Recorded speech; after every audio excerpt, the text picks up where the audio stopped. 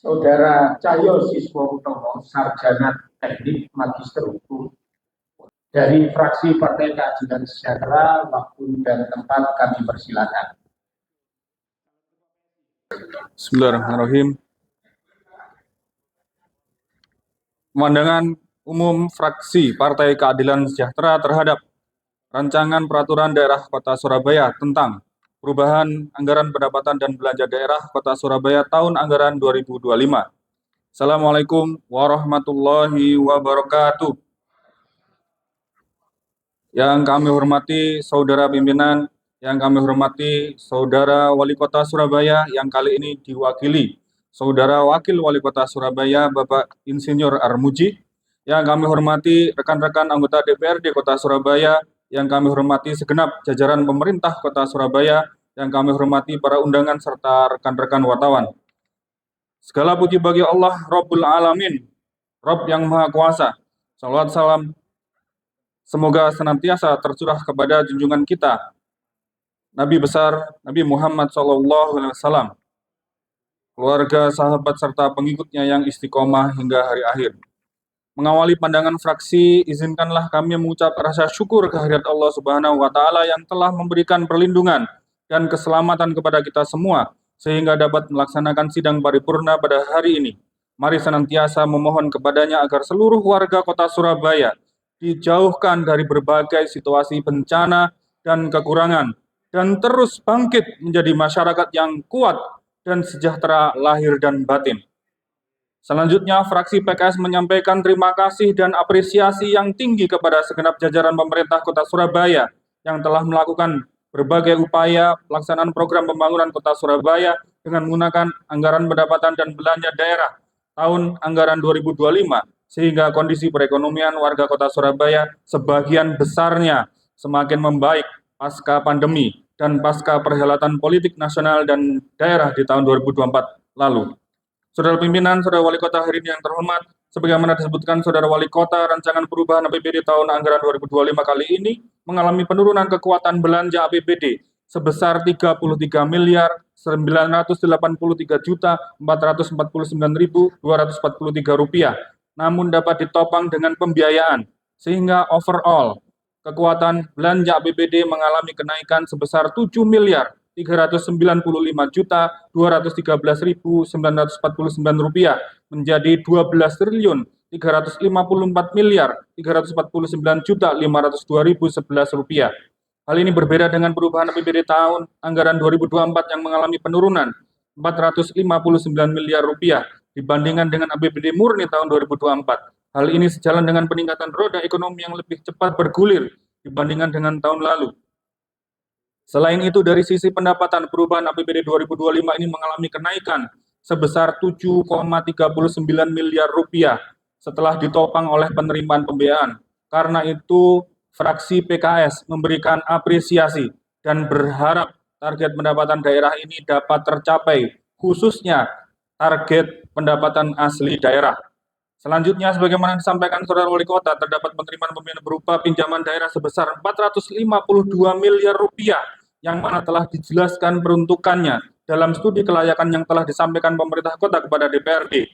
Dalam kesempatan ini, kami fraksi PKS menyampaikan bahwa pinjaman daerah yang dilakukan adalah setelah melakukan proses konsultasi kepada Kementerian Dalam Negeri dan Kementerian Keuangan, dan nantinya disertai dengan rekomendasi dari Kementerian Keuangan. Berikutnya adalah bahwa peruntukan pinjaman daerah program pembangunan yang direncanakan harus betul-betul sesuai dengan prosedur yang ada sebagaimana disampaikan pada studi kelayakan, di mana seluruh tahapan persiapan pelaksanaan program mulai penyusunan dan analisa dokumen hingga tahap akhir persiapan telah selesai, dan kegiatan pembangunan infrastruktur tersebut telah siap dikerjakan dan selesai sesuai rencana pada akhir tahun anggaran 2025. Saudara pimpinan, saudara wali kota, hadirin yang budiman, mengenai pemanfaatan aset pemerintah kota untuk program padat karya yang telah dibuka lapangan pekerjaan baru, perlu kiranya disampaikan sejauh mana optimalisasi aset tersebut memiliki nilai tambah dan seberapa banyak lapangan kerja atau tenaga kerja yang bisa diserap. Apakah tingkat pengangguran terbuka masih di angka 4,91%? Berapa anggaran untuk pemberdayaan UMKM yang masih dialokasikan? Mohon penjelasan. Selain itu, pembukaan lapangan kerja baru semestinya juga bisa berdampak pada upaya pengentasan kemiskinan. Apakah penduduk miskin di kota Surabaya masih sejumlah 116.620 jiwa? Program jaring pengaman sosial apa yang masih terus dilakukan? Bagaimana program perbaikan rumah tidak layak huni yang dihuni oleh keluarga miskin? Dari 2069 rutilahu yang menjadi target pemerintah kota, berapa yang sudah diperbaiki dengan APBD 2025. Selain itu, persoalan perumahan bagi warga kota juga perlu diselesaikan antara lain dengan penambahan rusunawa dan realisasi pembangunan rusunami. Mohon tanggapannya. Berikutnya, Saudara Wali Kota menyampaikan bahwa anggaran kesehatan dialokasikan sebesar 2 triliun 506 miliar 500 kami ulangi sebesar 2 triliun 500 miliar 552 juta. Anggaran yang cukup besar ini hendaknya dapat menyelesaikan berbagai problema kesehatan warga kota. Perlu optimalisasi peran puskesmas dalam memberikan layanan kesehatan, meliputi kecukupan perbandingan antara tenaga medis dan tenaga kesehatan lainnya, dengan kepesertaan jaminan kesehatan yang terdata di setiap puskesmas, juga fasilitas dan peralatan yang menunjang profesionalisme, serta kemudahan masyarakat mengakses layanan kesehatan primer. Selain itu perlu mendorong Rumah Sakit Dr. Muhammad Suwandi dan Rumah Sakit Bakti Dharma Husada dalam meningkatkan kepuasan pasien dan keluarganya, serta meningkatkan PAD Kota Surabaya. Berikutnya juga anggaran kesehatan ini dapat melengkapi peralatan diagnostik Rumah Sakit Eka Candrarini untuk menunjang profesionalisme layanan sehingga mampu secara mandiri menutup biaya tetap dan biaya operasional rumah sakit. Di samping itu kami juga mendorong Dinas Kesehatan untuk meningkatkan upaya pencegahan penyakit sehingga mampu menurunkan angka kesakitan warga kota Surabaya. Mohon tanggapannya.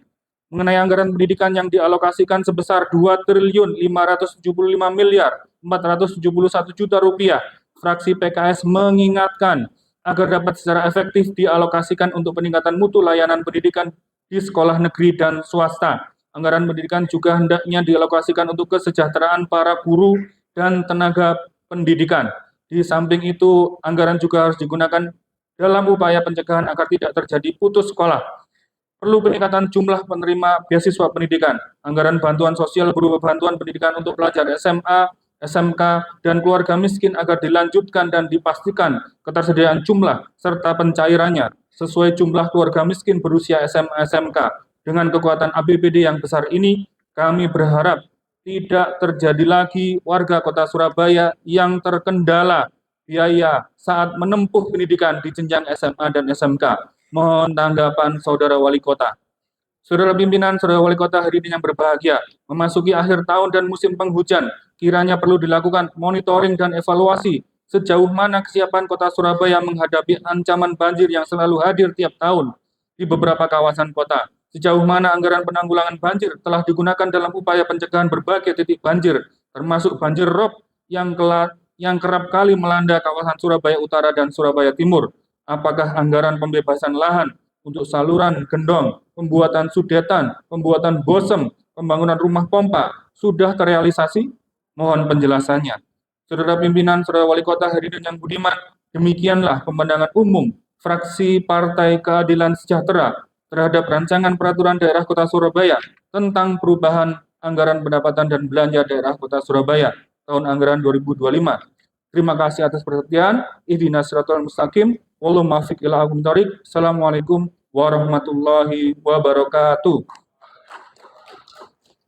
Surabaya 14 Agustus 2025, fraksi Partai Keadilan Sejahtera DPRD Kota Surabaya, Cahyo Siswa Utomo STMH, Ketua dan Juru Bicara.